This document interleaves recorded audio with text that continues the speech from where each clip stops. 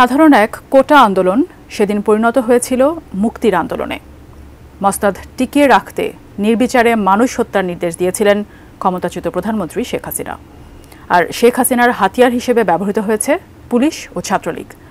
সেদিন প্রাণ দিয়েছিলেন অসংখ্য ছাত্র জনতা। সেই তাজা প্রাণের বিনিময়ে এসেছে নতুন স্বাধীনতা।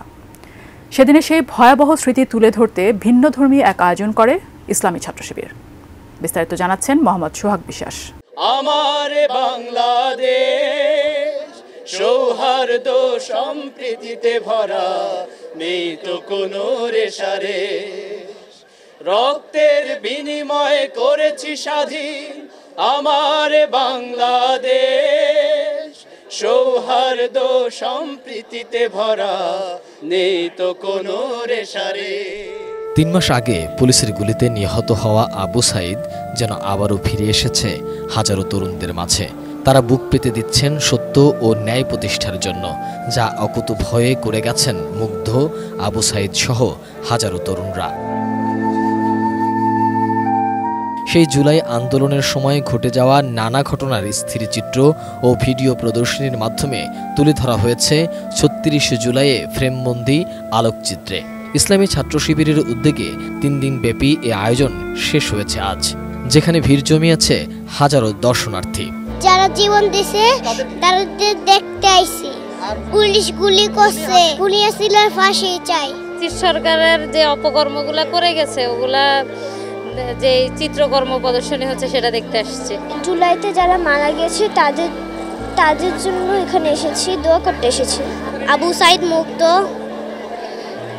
ইয়ামিন, ওদের ছবি দেখতে আসছি। বাংলাদেশ ইসলামী ছাত্র শিবির তাদের রক্তের বিনিময়ে যে অর্জিত যে স্বাধীন পেয়েছে, তাদের রক্তের বিনিময় হলো এই দেশকে তার রক্ষক। খুনি হাসিনা যে বিখ্যাত উক্তি এখানে দেখা যাচ্ছে যে নাটক কম করো প্রিয়, এটা তার মানে ছাত্র জনতার সাথে যে হাসি তামাশা করা হয়েছিল, তাদেরকে যে রাজাকার বলে একটা উপাধি দেওয়া হয়েছিল, সেইটার পরিপ্রেক্ষিতে এটা বলা। এই আলোকচিত্রের মাধ্যমে ইসলামী ছাত্র শিবির অকুতোভয় নির্ভীক বাংলাদেশের ছবি তুলে ধরেছে মন্তব্য করে জামায়াতের সেক্রেটারি জেনারেল বলেন, এদেশের তরুণ ছাত্র জনতা বুলেটের সামনে বুক পেতে দিয়েছে। পুলিশ এবং ছাত্রলীগের গুলিতে রাজপথ কিভাবে রক্তাক্ত হয়েছে সেই চিত্রই তুলে ধরা হয়েছে এখানে।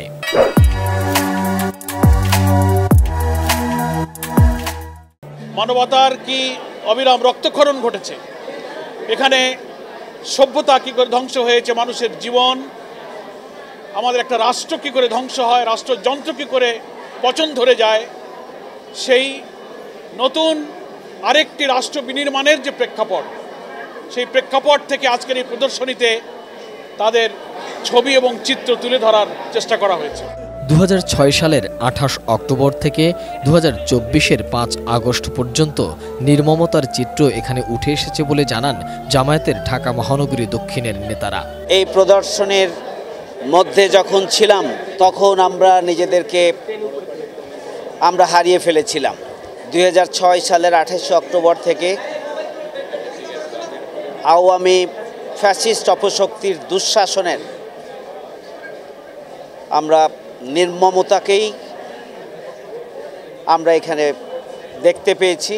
বাংলাদেশ ইসলামী ছাত্র শিবির আমাদের এই বাংলাদেশের নতুন যে স্বাধীনতা, এই স্বাধীনতা আনয়নের একটি গুরুত্বপূর্ণ মাইলফলক ভূমিকা তারা পালন করেছে। ছাত্র সমাজের নেতৃত্ব তারা দিয়েছে, তারই একটা উল্লেখযোগ্য অংশ এখানে তারা তুলে ধরেছে। মিথ্যা ও প্রোপাগান্ডা দিয়ে কখনো সত্যকে চাপিয়ে রাখা যায় না বলে মন্তব্য করেন আন্তর্জাতিক অপরাধ ট্রাইব্যুনালের প্রসিকিউটর গাজী মনোয়ার হোসেন তামিম। মেধাবীদের সংগঠন ইসলামী ছাত্র শিবির, এটি আবারও প্রমাণ হলো আজকে ইসলামী ছাত্র শিবিরের আজকের এই কার্যক্রম দেখে দুটি জিনিস প্রমাণিত হয়েছে। একটি হলো মিথ্যা এবং প্রোপাগান্ডা দিয়ে কখনো সত্যকে দাবিয়ে রাখা যায় না।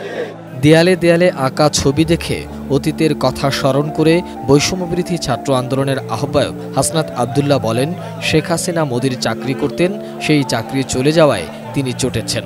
গত 16 বছর ধরে এই আওয়ামী যে ফ্যাসিস্ট সরকার কার এজেন্ডা বাস্তবায়ন করেছিল, এটা হচ্ছে এই যে মোদি সরকারের একটা চাকরি করেছে, চাকরিটি হঠাৎ করে শেখ হাসিনার চলে যাওয়ায় যে মালিক, যে মোদির মাথা খারাপ হয়ে গিয়েছে।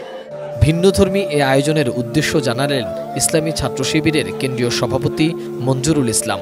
লগি বৈঠার তাণ্ডব আওয়ামী লীগের এবং শাপলা চত্বরের হত্যার কিছু দৃশ্য আমরা এখানে নিয়ে আসছি, খুবই সামান্য। তবে 24-এর আন্দোলনের পুরো সিনারি আমরা এখানে নিয়ে আসার চেষ্টা করেছি। এর মাধ্যমে শুধু একটাই মেসেজ দিতে চাই, আবারও আমি রিপিট করছি, সেটা হলো যে ঐক্য, বৈষম্যহীন এবং দাসত্বমুক্ত একটি সুন্দর সমৃদ্ধ বাংলাদেশের মেসেজটাই আমরা সকল ছাত্র জনতা, সকল শ্রেণীর মানুষের কাছে দিতে চাই। আর সেক্রেটারি জেনারেল জাহিদুল ইসলাম বলেন, জুলাইয়ের স্মৃতি ধরে রাখতেই এই আয়োজন। এই যে বাংলাদেশ বারবার তার ট্র্যাক থেকে সরে যায়, তার অনেক সংগ্রামের মধ্য দিয়ে যে অর্জনগুলো হওয়ার কথা ছিল, যে অর্জনগুলোকে হারিয়ে যায়, আমরা আয়োজনের মধ্য দিয়ে বাংলাদেশের ছাত্র জনতাকে এই মেসেজ দিতে চাই যেন আমরা এই চেতনাবোধটাকে ধরে রাখতে পারি।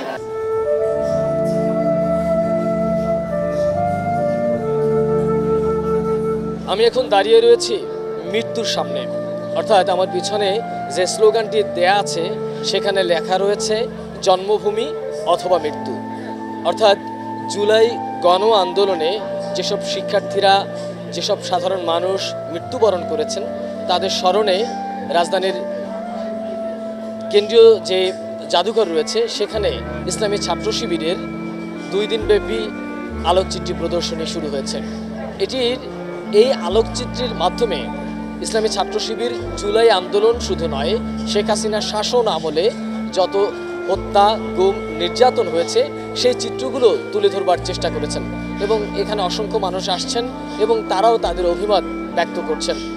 তাদের সকলের একটি বার্তা, সেটি হচ্ছে শেখ হাসিনা গত 15.5 বছর দেশের মানুষের উপরে কী ধরনের অত্যাচার, নির্যাতন করেছেন এবং সেই সাথে জুলাই আন্দোলনে সাধারণ শিক্ষার্থীদের উপর কিভাবে গুলিবর্ষণ করা হয়েছে সেই চিত্রগুলোই আজকের এই প্রদর্শনীতে তুলে ধরা হয়েছে।